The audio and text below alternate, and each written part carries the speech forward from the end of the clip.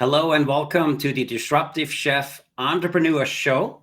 I'm Christian Fischer, your host, and I know I say this all the time, but we have a really, really special guy you guys gonna love today.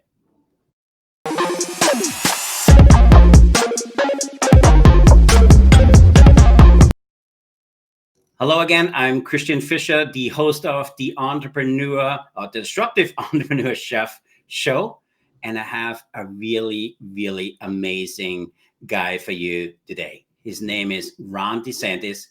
He is one of the names when you hear it in the industry, people all of a sudden saying this guy is amazing. He stands for high quality. He stands for no cutting corners.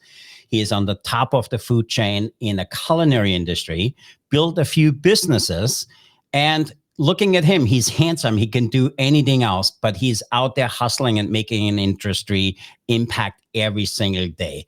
With that, I want to welcome Chef Ron DeSantis. Thanks for being on the show. Oh, well, thank you for the intro. It's very kind of you. It's great to be here, Christian. In this setting or any, we always have a great conversation. I learn a lot from you, so I really appreciate the chance to join your show, and maybe I'll have a word of wisdom or two. I know you will have multiple, because one thing a lot of people are amazed by, you part of a very exclusive small group called the Certified Executive Chef Mastermind Group. And there's a very few people which even have the global designation, which you do. So you literally on the top of the culinary food chain. So talk to our listeners a little bit, how you gotten into the industry. How do you got into where you are today with being one of the very few master chefs in the US? I think the listeners would love to hear a little bit more about that. Yeah, like a lot of people, I just found my way into it. I got lucky. And what does that mean, I got lucky? It means that as a young kid, I was always striving for, okay, how can I be one of the best? And I joined the Marine Corps right out of high school because I looked at the armed services and the people that were the recruiters there, and the Marine was the best. He presented himself the best. So I did that. After that, I went to the Culinary Institute of America for professional chef training because that was the best there. I went to Europe to train because I thought that's the kind of place to train. I worked with people that had worked with a number of 3 Michelin star chefs. I came back from Europe after 5 years and got a teaching position at the Culinary Institute of America. And because I was a teacher, I went back to school and got a teaching degree. I figured it's probably something smart to do, right? Yeah. During that, I studied and passed the Certified Master Chef exam. And, it's one of those kinds of things where you have lots of mentors helping you through that. But at the same time, you have to keep your eyes open, your ears open. You need to pay attention. You need to keep practicing, the repetition of skills. And wrapping on top of that, because I wasn't a glutton, I didn't have enough punishment, I went and got an MBA as well. And I said, okay, I'm good right there in that part of it. But it's that kind of thing that well, at least I was trying to achieve things that I felt were important to me as a professional. And when I do that, how do I use that to help the industry was really the big inspiration. I absolutely love that. Every time I hear your story, I get goosebumps, because look at not just the effort it takes to do what you do today. And I love what you said about, practice, because I learned from you that, practice and repetition is the mother of skill. And it's so true. And for you, it's not just a motto, it's really what you live by. So what inspired you to go for the Master Chef certification, and what inspired you to get another degree? I mean, you're already in the top of the industry. What inspired you to do that? Christian, part of it, I mean, the Master Chef, the very first thing, I needed to prove to myself that I met that kind of standard. That was something that was a drive, that was a personal motivation I had for for many, many years. I thought about it while I was living in Germany, of taking the Master Chef exam in the German language. Then I found out that the US was offering it, and I thought I'm going to probably come back. So I waited a few years. So that was to prove to myself I could do it. When I did successfully complete it, I realized it gives me a platform to help the industry. Yeah. It gives me a different kind of voice to try to make and implement changes in the industry. I'll switch just really quick and give you what I think is a little example of it. So here I am working with a plant-based meat company, and the mission statement is to bend the curve on personal and planetary health. I fully believe in that. Yeah. And so now as a master chef, I have at least a platform where people will say, okay, let me listen to what this guy is talking about over here.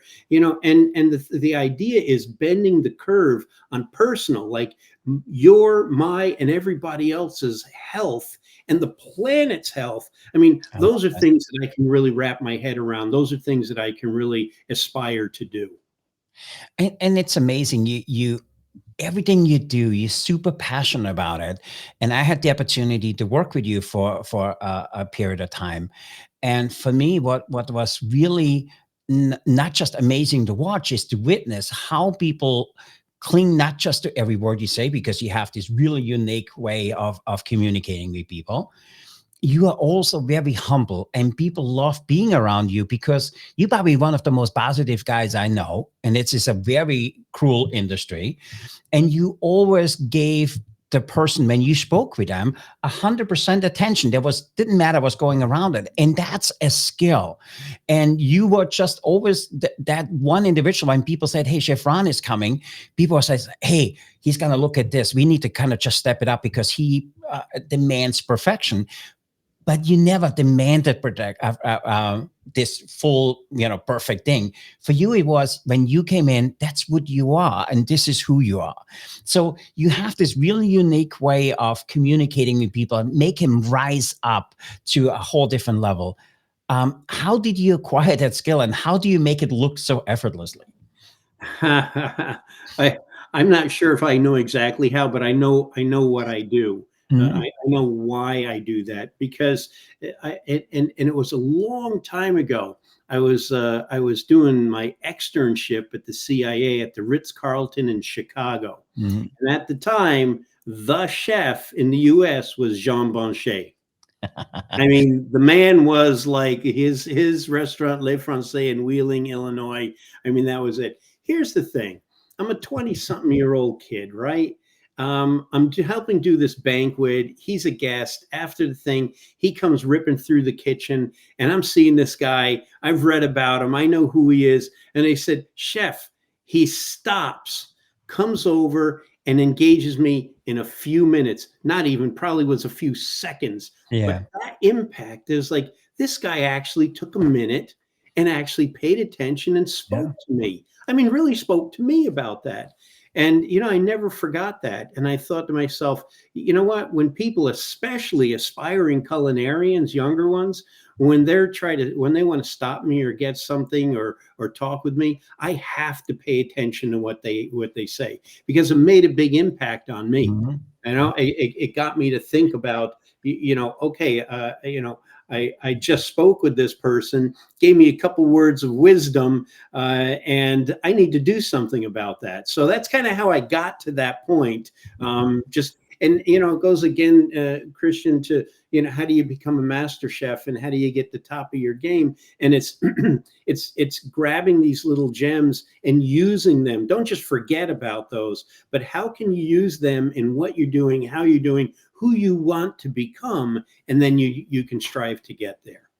It's amazing. And again, as I said, you make it look very effortlessly. So how do you compete against, I call it the Gordon Ramsay syndrome. I happen to be a big fan of his. I enjoy his cooking. His food is amazing. But there's a lot of chefs out there which feel they need to have that mean persona in order to be taken serious, or that I can get my staff to do what I need them to do. What do you have to say to people? I like I said, I'm a fan of Gordon Ramsay. I don't want to call it Gordon Ramsay syndrome, but where they feel they need to be somebody else in order to get things done.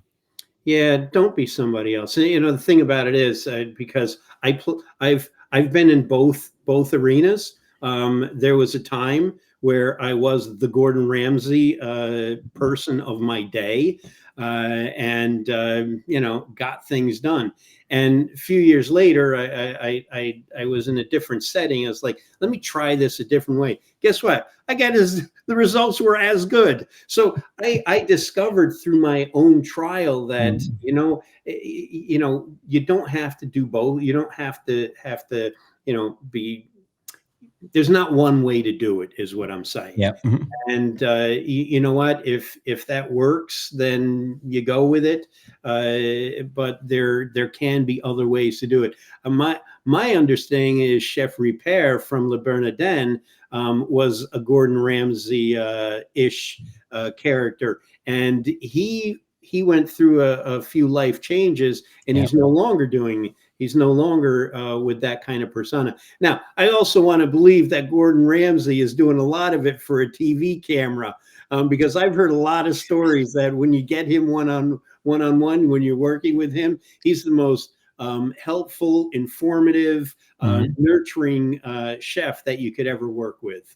So I've heard. I heard the same thing, and I absolutely believe it. And for me, as you told this story about, somebody being really mean in the kitchen, reminds me of my apprenticeship back home in Austria. I had a German chef, Karl Fürtinger, an amazing culinarian. And I think with him, the biggest thing was, and he never really recognized that, he was one of you. I mean, he was a chef. The way he talked to you and the way he taught was, no, don't pay any attention. I want you to do this. I want you to do it this way. But he was also very mean. I remember the very first time he asked me to strain the stock. Directions weren't great. I did strain it. I kept the bones. He asked me where the liquid was. I had a blank stare on my face. And he chased me with the meat fork, where he said, I'm going to stick the fork so far in your stomach, there's a room for 6 pairs of frankfurters in the back. Oh. So, but an amazing individual. And, he since passed, but with him, I had conversations everywhere I wanted to go to work. He says, you really want to work there? Let me make a call. He made a call. I got a job without an interview. And that's who you are. You are the chef in our days. And for me, I'm very grateful to call you my friend. And, we had the opportunity, I guess I said, to work together. But for you, what I admire you most, you are a lifelong learner. So you have this really amazing position in the CIA, which is an amazing institution. You part of them running some of their really innovative programs, and being a disruptor of your own in the industry, you had an opportunity to shape the culinary industry in the college field, where you came to Yale and for 6 years shaped where the direction of that group was going. How do you make that pivot, saying, hey, I have a job, I can retire here really easily, and taking on a new challenge and taking on something as complex as a university? It's a great question. And for me, it was, I always look at things like, one way or the other, I can figure this out. And that was one part of it. The other part, it was going into this position with a level of naivete, because I didn't know what I didn't know, right? So yep. I knew what I knew, and I figured we could do this in college and university. But the reality is, don't be afraid to do something. You take a look at it, because if you fail, you're going to learn something. Then you get up, you dust yourself off, and you say, okay, what did I just mess up, and why did it mess up? Okay, how do we improve that? How do we fix that? How do we get to the next thing?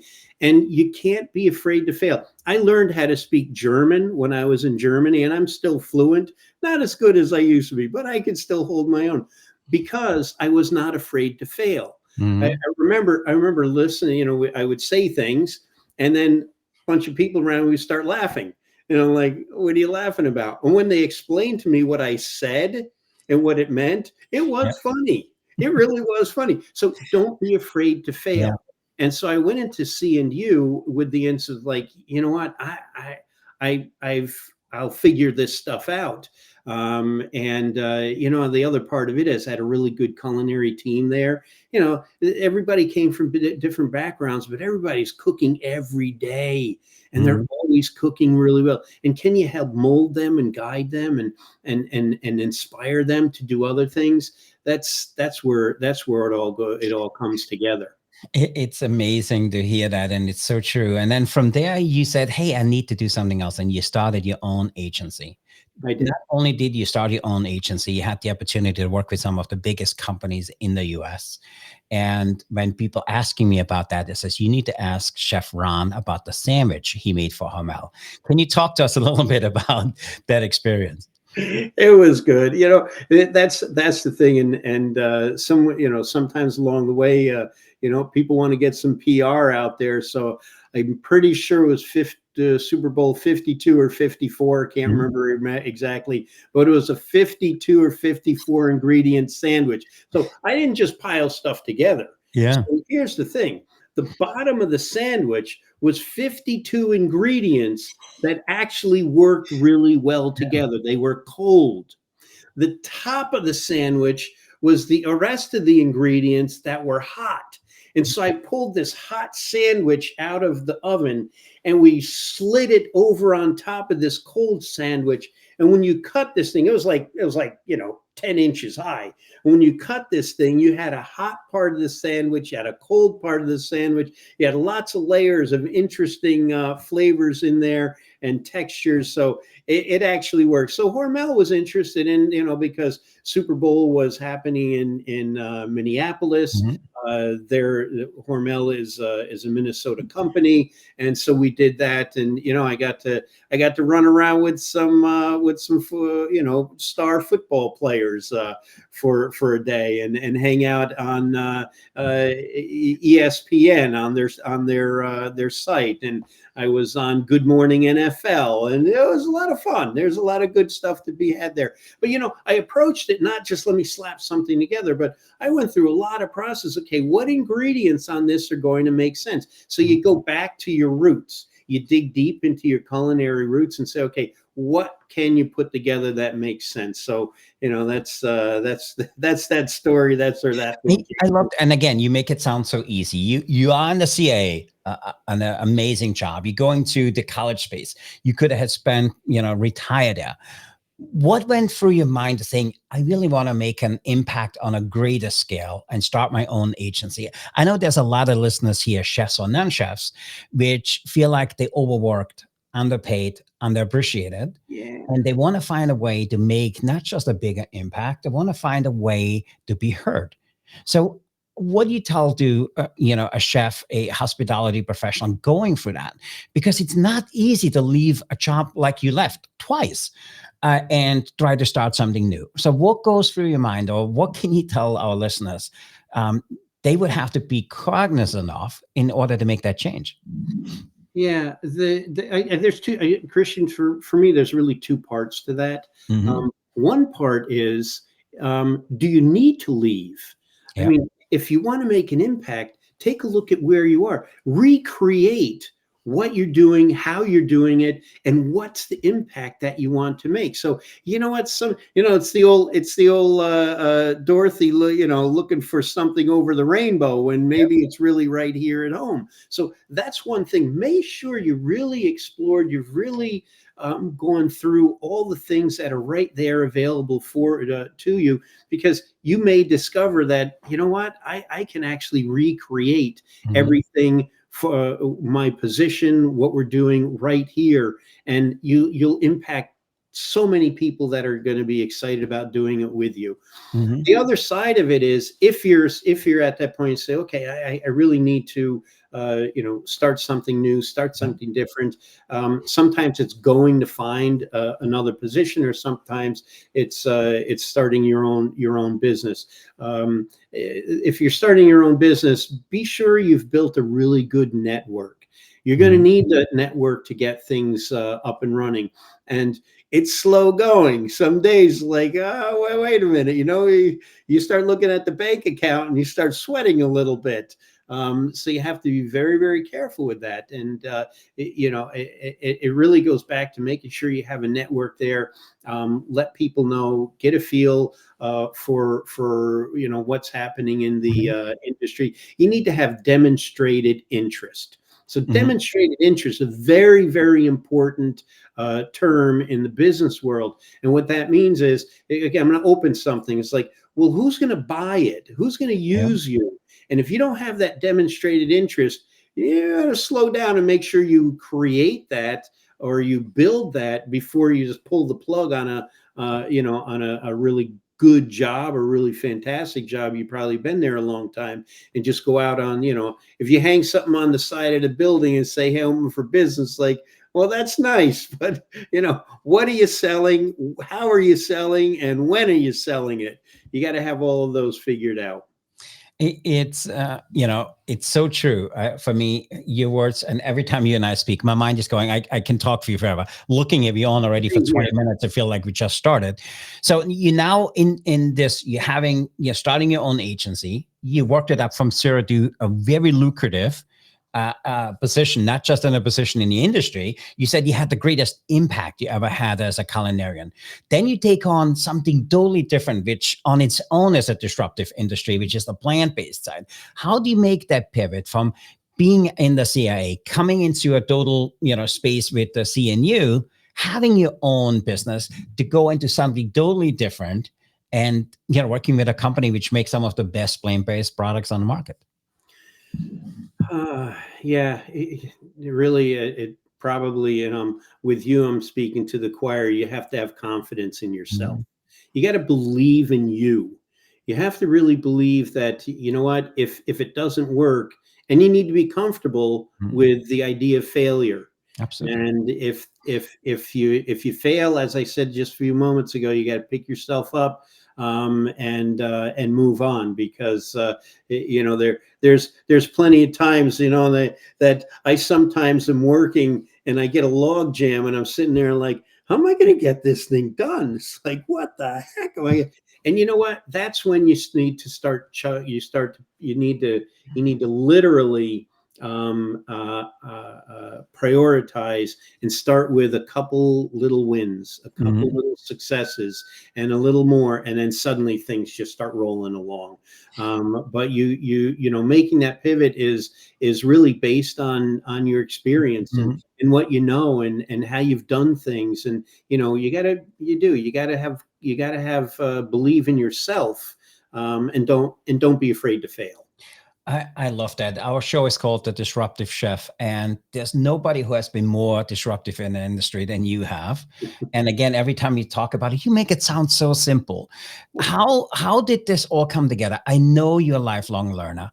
Did you have mentors which kind of mentored you along? How did you have that success in business you have today? So I've been very fortunate to have, through my career and, things that I've done, jobs that I've, people that really, really have taken the time to share insights with me. And, that's, once again, make sure you build those networks. And here's the thing, when people are talking to you about, what they know best, you better listen to what they had to say. You don't need to have an opinion. You don't need to tell your side of it. You just need to listen to what they're talking about, and put it into practice. Find the ways that you make it happen.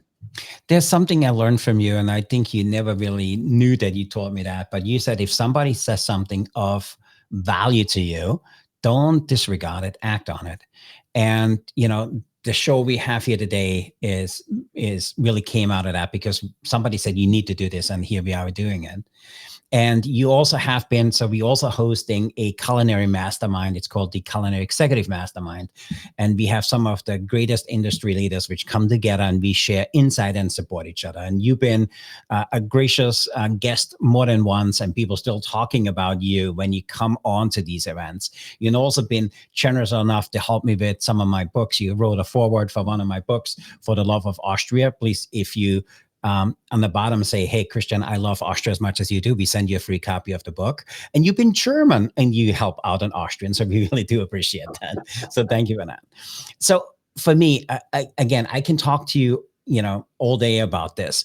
And if there's a chef or somebody in this group listening here today or watching this on our YouTube channel who says, how can I make a greater impact? How can I not just provide more for my community and for my family?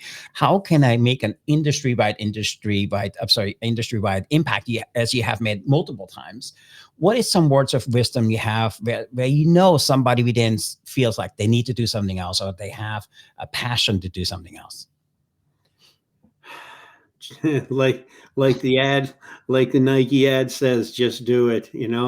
I gotta, it's a simple phrase, and it really, in some cases, hits home. Because if you don't do it, if you don't try something, you never want to get to the point where I shoulda, woulda, coulda. Yep. And part of my reason for Culinary Next was I always thought about running, starting a business, and it's getting to a point, it keeps getting a little thin up here, and I hear you, man.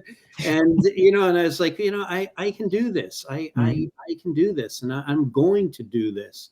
So because I didn't want to get to a point where my career is runway gets short, and you say come in for a landing and say I should have done that, and I've never been there, and that's a really great feeling. For me, I 100% agree. And we have this with a lot of the guests we had on it. Everybody says the same thing. You got to do it, because when you start doing it, you know exactly which direction you want to go. And it might look a lot different a month or a year from now than it does today. And our show is really based on that. The show is based on that. We want to bring people like you to our listeners, which hopefully get their mind going a little bit. Says, this guy, look at this. He was there, did amazing stuff, and he did all of these different things. He didn't have to. He had the choice to do it. And our program is all around equipping chefs with the power of choice. They have a choice to do something else. They have the choice to take one of the passions, their skills, and the things they're good at and do something on the side to make a greater impact. And for me, I really enjoy this conversation because you are really the poster child of that, all of the things you have done. And now one final question, and then we have a little special for you from my team. So our last question for you is, if you would be on a pivot to do something different, and there's a lot of people listening here which feel like they want to do something different, what are the 3 things you would do immediately to start something new? I would first of all say I put a flip chart up because there's 3 things, and on there I would put what, how, and when. And what do I want to do? How do I want to do it? When do I want to do it? I mean, those things, I do that exercise to this day. If I'm thinking about a project, somebody calls me up and wants to do, I do that. I whiteboard it and I put it down, what it is, how's it going to be doing, when will I do it? And that helps me answer lots of questions about that. It's a very simple technique, but it's very, very powerful. I love that, and it's so true. So for our listeners, I hope you found some value in this conversation with Chef Ron, who has to be on the top of our industry, and it's always exciting to talk to you. So if you haven't done so, please sign up for the Disruptive Chef Club. This is our group where we have exclusive access to you guys for some of the new things we do. Also within there, we can aggregate all of your questions and all the things you want to see from us so we can bring some new guests to the table. With that, Chef Ron, where can people get a hold of you? How can people follow you and see what you're up to in the industry? So let's see. I have a website, culinarynext.com. So there's my contact information is in there. And on that, my email address, ron@culinarynext.com. I have a monthly news brief that I send out. You send me an email, I'll put you on the distribution. So you can always see what's going on in that world. Yeah, I encourage you to sign up for his newsletter. I get another newsletters, but his is the one I read all the time. There's always hidden nuggets of knowledge in there. And I also love your perspective on how you look at things. So our listeners, please go to his website, sign up to the newsletter. It's the best newsletter you will get. So with that, Chef Ron, we have a little curveball. My team gave me rapid fire questions. There's 3 questions. My team wants to know more about you. And if you're up for it, we have 3 questions. Go as quick as you can. No thinking about it. Question number 1 from my team is they want to know if you have the power to ban one ingredient forever, what is that ingredient and why? Whoa. You know what? I will add an ingredient. I think we should all have chili crunch in our repertoire these days. I would add that to it. I don't know about taking it away, but that's how I would look at it.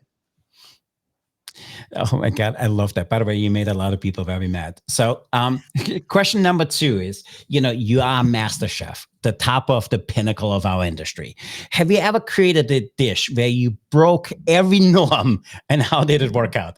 Oh gosh, these kind of questions.